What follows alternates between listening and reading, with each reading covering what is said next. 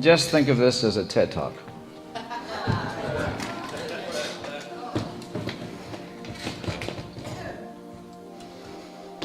All right. Everybody see it? Yeah? Yes. Okay. All right, so this talk is called Above the Line or Below the Line. It's either or kind of talk. So you can be on one above or below the line in this talk. And so I just want to give you a sense of where this is coming from. Jane and I are studying a book. Come on, book. Okay, hang on a second. Here it is. Before we do that, all right, I'm supposed to do it this way.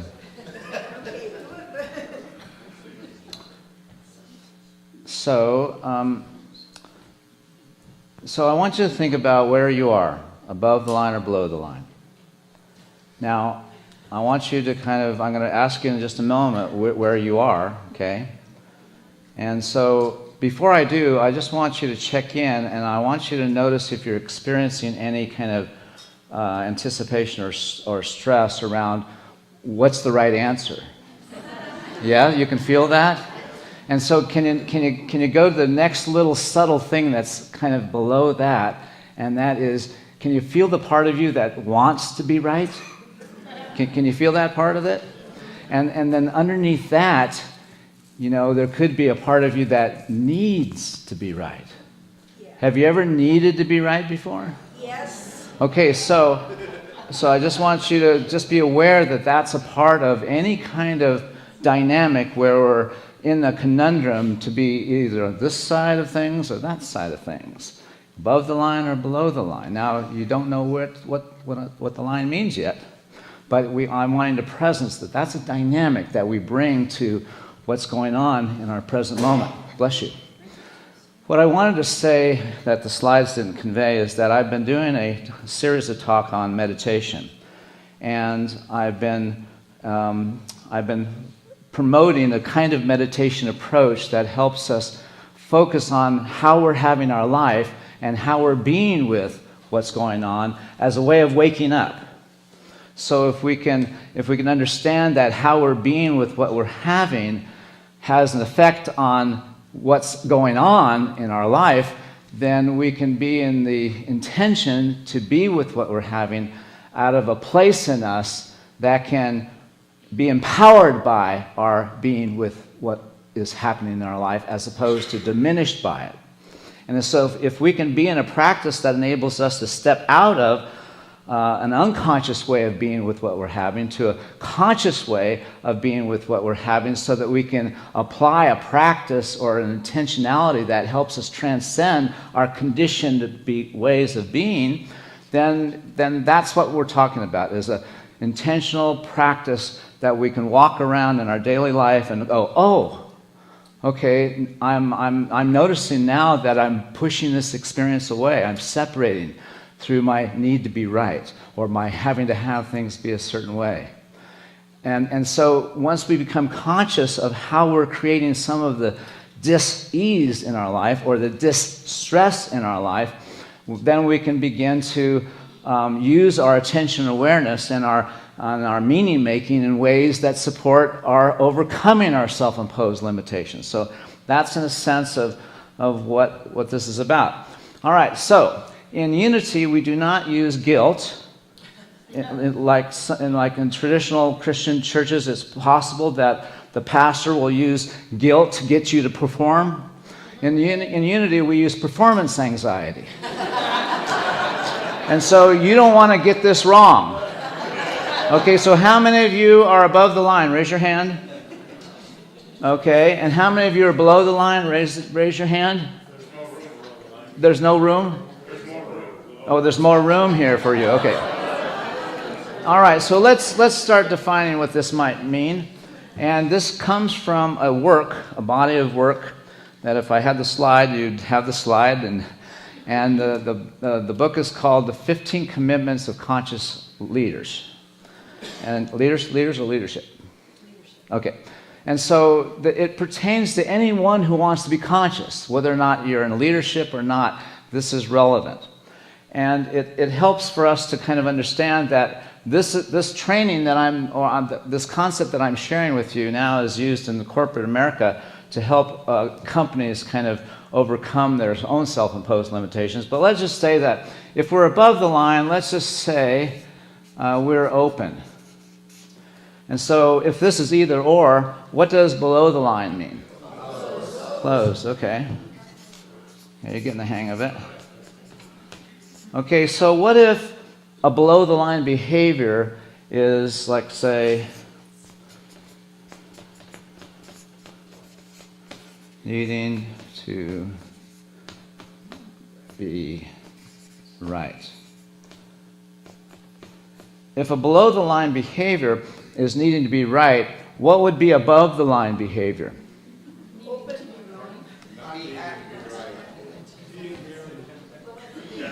Being married?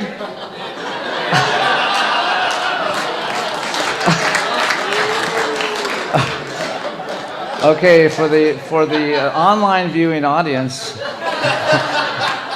the antidote to needing to be right is being married. This came from the congregation.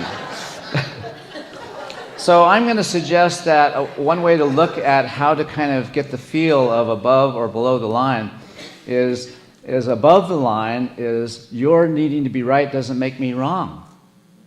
Can you get the feeling? Okay, this is where we're going. Okay, so where would a person who sources their well-being or their worth be if they're sourcing their well-being or worth outside of themselves? Where would they be? Below the line. And so most people, most of the time, source their well-being or their worth in the outer experience. And therefore, when we source it out there, then we're forced to have things be a certain way in order to get the kind of feeling we want out of our life experience. But if we source our well-being and source our discomfort within ourselves, then we have all the power. And now we recognize if we're above the line, we have to do something with that discomfort. We have to do that. We have to understand where that comes from. It doesn't live in the outer experience, while the triggering moment does. When I'm triggered, I have to recognize what is arising within me is coming from my conditioned self, my unconscious self, the part of me that's living below the line, you see. And so what happens if we're in the... Have you ever experienced this? Controlling? Anybody? Okay, what's above the blind behavior? Accepting. Right, just opening up to the field of infinite possibilities. Get the feel of above the line. And so as we begin to understand that these dynamics, then we can begin to kind of get a sense of what we need to be paying attention to. So where is our sense of not enough? Below the line, right? And what happens when we need to be right, when we're coming from a sense of not enough, and we attach that to something that's happening in our life? What ends up being created as a part of our own internal state? It's called a story. Have you ever done a story before? And if you listen to the stories that kind of operate inside of you, then we tend to become kind of compoundedly modulated to the baggage that we are kind of struggling to overcome. And so the point I'm wanting to make is that conscious leaders, conscious individuals, know their location, above the line or below the line. And it means that when we recognize, I'm below the line, then we have to do something, otherwise we create stuff. Carmageddon happens because we say and do things that create hurt or sadness, or we experience fear and anxiety, or we are emotionally altered in a way, and then our self system begins to use that information, that experiences, and attaches it to a sense of needing to control, having to have things be a certain way, or looking for value and affirmation outside of oneself, trying to get our needs met by trying to manipulate or control what's happening in our life experience. But if we know that that above the line, instead of needing to be right, we're curious. That we make a commitment to understanding rather than a commitment to needing to be right. I had a video that I would love to show. Please be fixed. And I think I'll get Lisa to post it on the Constant Contact. And so if you're not on the Constant Contact mailing list, you need to subscribe. So anyway, that's an important part. But the video basically describes, in order to wake up, we must know a couple of things. First of all, we need to know whether or not we're above or below the line. And that if we find ourselves below the line, we have to shift into an intentionality, into a thought process, into authentic action that lifts us out of the depths of what our experience is. And so one of the principles of the concept of being above or below the line is that when we're below the line, we are living as if life happens to us, instead of living as if life happens by us. When we're below the line, we're in victim consciousness. When we're above the line, we're in ownership consciousness. We own what gets created out of our shadow, out of our sense that we're not enough. We own what gets created when we are living in the disconnect, when we're functioning below the line. There's also a wonderful graphic and display of the whole dynamic, all of the dynamics of both above the line and below the line thinking and action. One of the important principles is that we're hardwired, our brain is hardwired to function below the line. In other words, our negativity bias keeps us focused on looking out at life as if it's insufficient. And so, consequently, below the line living engenders certain habits of being and habits of how we have our life.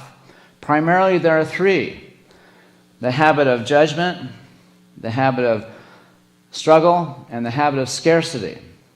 And if you have any of those things in your life, if things are hard to have in terms of really nurturing and serving your spirit, if you're focused and distracted by what's going on out there in the world, and you have a degree of judgment, and that's kind of generating all kinds of stories in your head.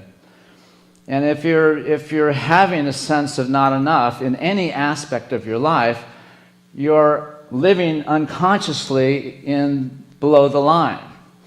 And as Dr. Joe has stated, that most of us, 95% of our behavior comes from a dimension of ourself that has been conditioned or trained. Consequently, 95% of the time, we're below the line. And if we don't have a practice that helps us, oh, I'm below the line, what's up with that? I have to now move into a different place if I'm to be in integrity with my intent to live nonviolently in this world, as well as to be an agent or an avenue or an instrument of the transition team on this planet that is here to make a difference. If I want to be a part of that, I have to train myself to get above the line. I have to teach my body how it feels to live above the line, because I'm conditioned to go here whenever I'm stressed. I'm conditioned to go here whenever I feel not enough. And I'm conditioned to resolve the issues of my life with the circuits that are all below the line.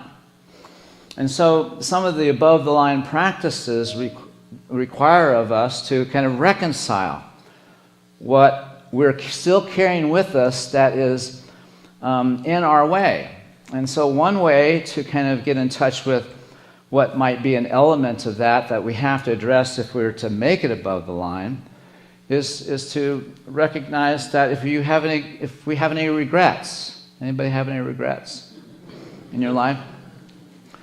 And so I can see that my below-the-line parenting has impacted my son and daughter. And I can see how their adult lives have also kind of, I have helped train them to live below the line. And as I witness and I see this principle, I can feel a sense of sadness for not being able to parent in a different way. At the age of 36, I was too young to be a parent of a 9-year-old. You know, I was too young to be a parent of a 21-year-old who's 50. I'm too young to be a parent of a 40-year-old at age 69. You know, and so all of us need to kind of come to grips with, we have created out of dimensions of ourselves that have caused a way of being that is not the truth of us. It's as if we've all kind of been raised in an environment. Imagine growing up in a house that had 5-foot ceilings. You know, this is just what you learn, it's what you know, you don't know any different. But then you discover, oh, the ceiling's just a structure, it's just a conditioned part of my experience right now. But there's this other dimension where there's no limits. And so I can step up there and I can feel that, but everything in me wants to do this. That's why spiritual practice is so difficult. We have trained ourselves to be contorted in the context of how we're having our life instead of training ourselves to be present to who we've come here to be and begin to entrain the world that we're having to that dimension of ourself that is going to have this for us. Up here, everything's for us. And everything that we have, we use as our abundance as opposed to something that's against us. And so for me, as I look at my relationship with my regrets, with my daughter specifically, and see that my below-the-line behavior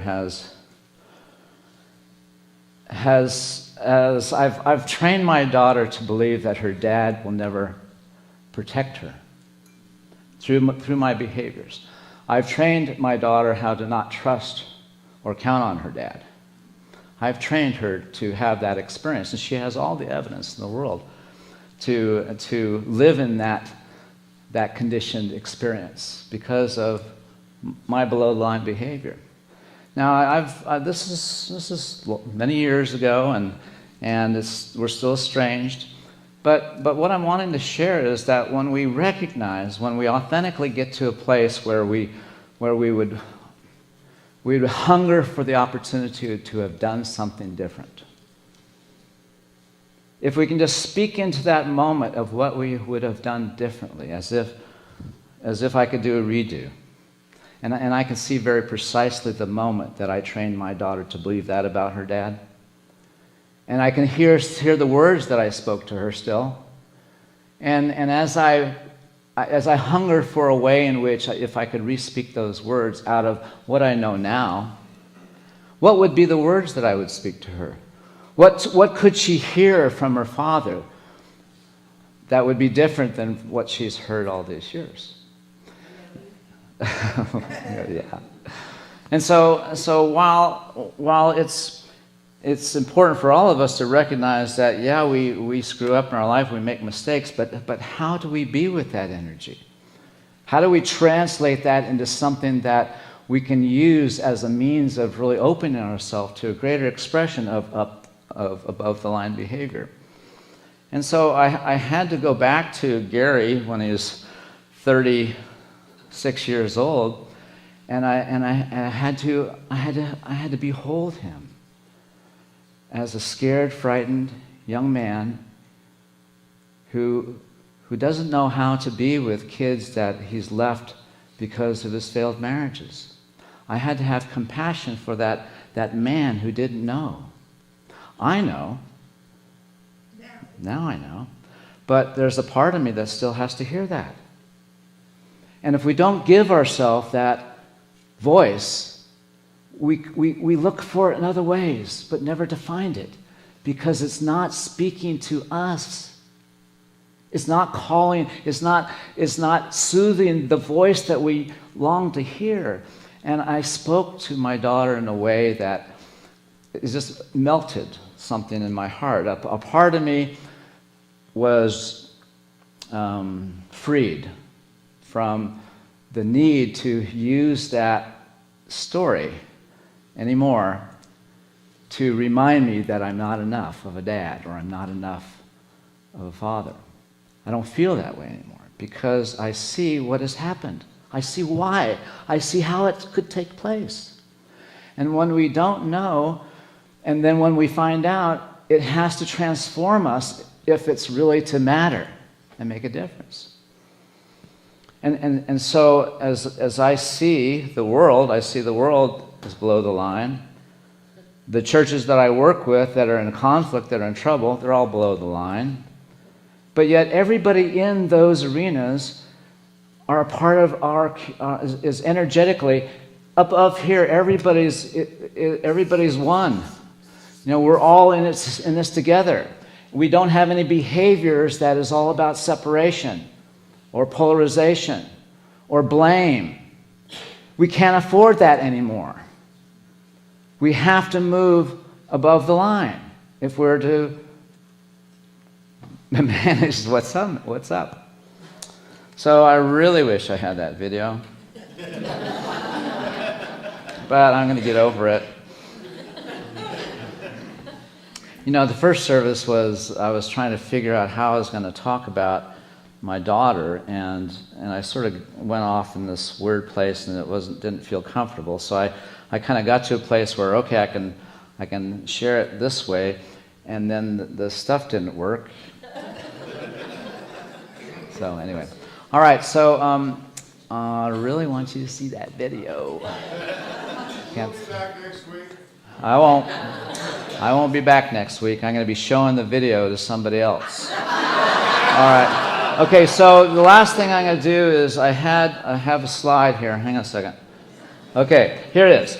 Okay, so here's my spirit group thing. Normally it'd be up there and I'm telling you how to put this into practice. And you'd have a real clear sense of much more above and below the line. And you'd have a clear sense that when our amygdala is triggered, we're below the line. Bless you. Okay, so what behaviors, attitudes, and ways of being are you that you notice about yourself that are below the line? That's the first thing. It's an awareness question. So some of you who are involved in 12 steps are used to doing a personal inventory. It's something like that, except that it's really looking at just the principle. Am I closed? Am I reactive? Am I making somebody the matter with me? So those are the kinds of things I want you to kind of notice and acknowledge. And then as you reflect upon your life, what relationships have been impacted by your being below the line? And wouldn't you want to kind of notice that had you not been below the line, something else could have happened? And what are you going to do about that? What might change in your life if you're able to be routinely above the line? And then finally, what helps you to realize that you're relating to your experience from below the line?